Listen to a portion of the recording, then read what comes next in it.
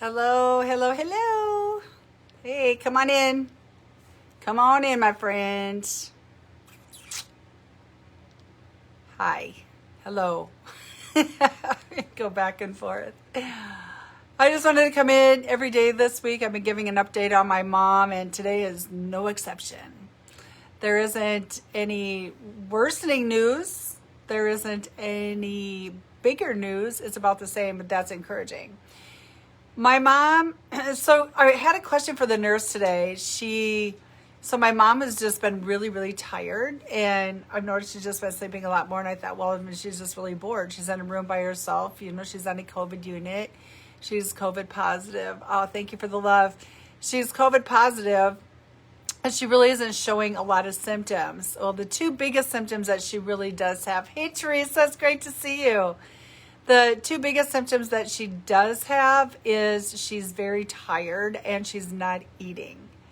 And so the nurses or caseworker is definitely very concerned about her not eating, which is really unusual because my mom, interestingly enough, in the day, my mom barely ate. My mom ate like a bird. My mom's always just been this little tiny thing. She's only like 5'4" and weighed maybe 120 pounds, of that, or 115. And when she became, when she started having dementia, hi, my dear friend, I am so calling you when we're done. So during this whole dementia thing that she's been going through, she's been eating a lot. Like, it's unusual for her, and she's been gaining a lot of weight. And my mom is very, very vain, like super vain about her looks. And so, like, she'll even make really bad comments about other people, and I didn't realize at the time that it was due to her dementia, because sometimes I'm like, oh my gosh, like, she's just mean, like, you're an evil person. And I do know that hurting people hurt people, and so I put myself in a group, a dementia Alzheimer's group, and this group has been amazing at teaching me so much. And it really is outbursts of just saying whatever thought comes to their mind. And it's not even about being evil. It's just what dementia does to you. And that is evil. Like, we'd be walking in a grocery store or something. My mom would see somebody, she's like, oh my gosh, you got a fat ass. Or, I'm like, how rude. Like, stop being rude. And she didn't realize she was being rude. And then we kind of get into arguments. And I was like, oh my gosh, like, I'm just not taking you anywhere anymore. And then it ended up, I'm not taking her anywhere anymore, because she ended up in a facility, and they've been doing really, really super well until Christmas, or maybe just even a week before Christmas. They started getting more and more COVID cases. They've been like zero forever. They've been extremely cautious, been so well.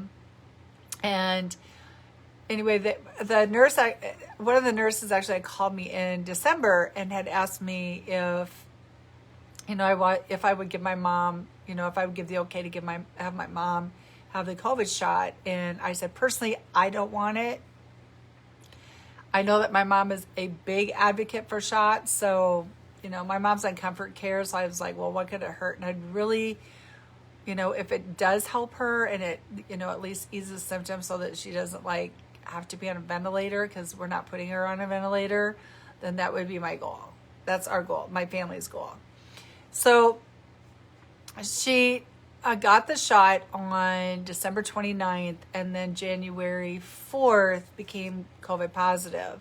So today I was talking to the caseworker about that, because when you get a flu shot, you're kind of given you're given flu-like, whatever's in the flu shot, but it can make you get sick with the flu. A little bit. Some people have really adverse reactions to it, mild, some severe, some, whatever. And that's what's going to happen in any of this. Is going to happen if you're taking the shot. Be prepared that anything can happen, right? So anyway, so my mom got her first shot on December 29th, and there is a second set. And so she gets it again on the 24th. So I asked the nurse, I said, well, do you think that maybe she became COVID positive because of the shot? Thinking like a flu shot. And she said, no, they're two completely, entirely different things. Is what the COVID shot does is that it has antibodies in the shot that attack the protein that, I may be getting this wrong, something about the protein that can, yes, they can kill the virus. So that's what the shot's about. And I was like, oh, that's interesting. Okay, so that was good to know. And then for those of you who are true believers in the shot and you're going to get it, I saw this Chris Rock had made a comment the other day, and I thought, well, that's interesting. So for an example, he said, and I know that there's people on my calls and, people that I know, but for the most part, for the norm the norm population, people just eat and drink whatever without reading labels, right? So Chris Rock said that. He's like, I brush my teeth with the toothpaste that I use. I don't read what's in it. I just use it. Fair enough. And then he said, my deodorant. He said, I use my deodorant. I don't read I don't read the ingredients to the deodorant. I just use it. Fair enough. And then he was talking about, he just made a list of different things that he does that he never, he just takes it for granted, just eats it or drinks it, whatever the case may be, does not check the products. And I thought, wow, you know what? I do that too. So he's like, I'm getting this shot. I don't know what's in it, but he says, I know that, for him, he's like, I don't have to know what's in it. I'm just going to take it. He said that way. He said, if it does, not only will it work for me, but it'll prevent others from getting it, then I'm taking it. And I'm thinking, well, I've heard so much about the shots, and I don't know if that's something I want to do, and that's okay. We all have our own beliefs about the shot. And for me, I don't think I'm not doing it. I'm just not. And I'm just going to keep playing it safe, and just going out in the community, washing my hands and staying away from 10,000 people and putting my mask on and just, keeping people around me safe. So that's where I'm going with that. So thanks, Teresa. So we all have our own thing. We all have our own beliefs about anything that's going on. And so my mom's doing just fine for right now. She's she's on comfort care, and it was great we tried to FaceTime her today, and she was like a drunk little lady laying there. I can't help it. It was funny. Anyway, she wasn't talking. She wasn't even coherent enough to even really realize I was there. So, I talked to Jeff, the attending nurse that was in the COVID unit, and he's doing a fantastic job with her. And I just let him know how much I appreciate him. And hey, Joanne, nice to have you here. And just to let him know how much I appreciate him and for helping out in the COVID unit, especially with my mom. And Jeff, actually, the other night, I had a ballistic attack. Is my brother, I had made him and his girlfriend and my brother's son had this beautiful quilt made for my mom for Christmas, and it's got pictures of them on it and all these different things. Hey, Joanne, nice to see you. And all these different things, and I'm like, where's her blanket? And Jeff didn't know, and I was like, oh my God. I'm like, my mom just got that from my brother. I said, and you will know that it's hers because the back of it is like a sheepskin. Like, it is gorgeous. I've never seen a blanket like it. And I said, there's no reason for her to be sitting down in this room with none of her familiar things and not have that blanket on her. Like, I was a little livid. And the reason I was upset and livid about it is because there have been things of my mom's that have disappeared. They don't know where they went. One of them was a blanket that my niece had made for her. Had my mom's name on it and everything, and it just disappeared. Never, ever to be found again. I see my mom in clothes that aren't hers. I'm like, where are these coming from? I did find out, though, that with the clothes, it's a little bit of a different situation because they could be sitting down in the laundry room for a long time. And so the laundry people just basically get rid of the clothes, and they'll hand them out to different, residents that are in the rooms. And so I'm like, okay, well, I can understand that. But I haven't seen my mom in her own clothes for a long time, so I don't even know what that's about. So anyway, there's that. But that blanket meant a lot. Oh, excuse me, guys. Whew, I didn't even see that one coming. And So today it was great. So I got to see the blanket on her, and that just made my day, because I was like, oh my gosh, at least let her have something in the room that is hers. And she has her TV. So Jeff set her up with that too. And so he put it on the cooking channel for her while I was there. So that was really, really good news. So that's enough about my mom. So I put that aside. And I believe that I'm okay to share this now. I maybe should get clarification. So until I do, I'll just go into a little bit about it. We just have a family friend. Thank you, Teresa.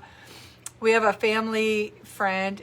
I'm not going to go into detail, but I'm going to say this. So this is a young mom, and she has her youngest son is 8. She has a 17-year-old daughter and a 19-year-old son, and is on hospice today. Oh, awesome.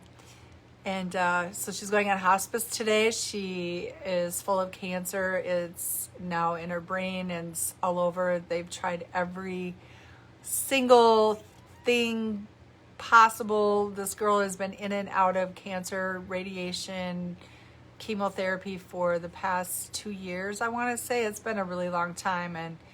And so right now, your prayers and love and all your light in the world will still make a big difference in this family. And I just, have let them know that I'm in there any way that I possibly can be, and that she wants me to be. My daughter is there in every way possible. And so I'm dog sitting.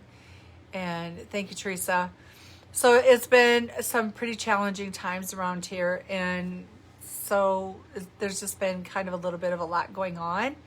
And, my mantra, my hashtag is life does begin again every single day. It's one day at a time, one step at a time, one breath at a time sometimes. And, being a grandma's on a mission, and, going through our ageism and senior and baby boomer. I'm a baby boomer. There are different things that happen, but regardless of that, there's young people too. Like, if you have got to have priorities set in place, like, you really do have to live your life. And so I have been really up and down, sick, all over the place. My hormones have been crazy wacko. I've got blotches all over my body. I've got brain fog like crazy. I totally couldn't even find my car a month ago. Conversations, I have to really think about what I talked about, even like yesterday. Like, if I have conversations yesterday, somebody will bring up, well, we're doing something tomorrow. We'll make plans. I'm like, I don't remember that conversation. And gratefully, at the end of the month, these things, they're called breast implants, are going out. These toxic bags have been creating havoc on my life. And I have a really, really challenging time staying focused. I have a hard time staying on task. And, I don't care how many affirmations I say. It's got nothing to do with my mentality. It's got everything to do with these things are affecting every single piece of my being. And even workouts are really, really hard. Like, I can work out and then it takes me days to recover. So that's why I have not been working out. And so you find a solution, you take the steps, and you do what you got to do. And I have a great friend here in Minneapolis. She is my best friend here in Minneapolis. And she referred me to a doctor who got me in right away, and things are just really, really progressing and going super fast. And my girlfriend too is super ill. Like, I'm talking devastatingly, crushingly, can't even get out of bed, like to the point of dying. Like, her blood levels and everything are so off the chart. The doctor is like, what the hell is going on? Oh, Karen, love you too. Thank you. Thank you. I'm gratefully receiving your prayers. I absolutely love them. Everybody's supporting here, my friends. Oh my gosh, you guys, you have no idea how much that means to me. It gets me going every single day and just really keeps me in the fight of just doing what I got to do just to even get out of bed sometimes and go to work and come home and take care of stuff. So I thank you, thank you, thank you. Your love and support means the world to me. And so I'm so looking forward to getting these out, and I'm praying that, the rest of, at that point, when we talk about intermittent fasting, is going to be cleansing, like a major cleanse, detox, getting rid of chemicals after chemical that's inside. My girlfriend Laura is like feeling that so much that like I can barely even hear her talk. And so I'm her explantation is on the same week as mine. I said, well, maybe we could just come and bunk together. And they were like, well, who's going to help each other? Who's going to help who get up and get things done? Because for the first week, I won't be able to move. There will be tubes and stuff like I'll be carrying around. There's like a lot of gross details that go on with that, but it's going to be so worth it in the long run. And I cannot wait. I cannot wait. So I'm looking forward to being healthy, and so I can get back on track with feeling fit, fabulous, and fired up at my age. I'm going to be 61 in just a few months, and I want to live my life to the fullest. I want to be able to travel, and I want to come to, to where all my wonderful friends are, and just travel everywhere. So that's my goal, is to keep on keeping on. So that's where we're heading with that. So I just wanted to come in and give you the updates, because I know that everyone has been watching my posts and wanted to know about today was my doctor appointment towards my explantation at the end of the month, and it was just a physical. Next week I have a physical with my plastic surgeon, and then the week after that's my COVID test, and then after that is my surgery. And as fast as this month is already going, it's going to just like fly by. I swear to goodness, the older I get, the faster the days go. Is anybody else experiencing that? Because I'm like, it's already January 11th, and I'm like, what? It's just crazy. Anyway, I'm a little crazy, so it all comes together. So anyway, thank you, my friend, for being here with me. I so appreciate you. Love your support. Love your light. Love your prayers.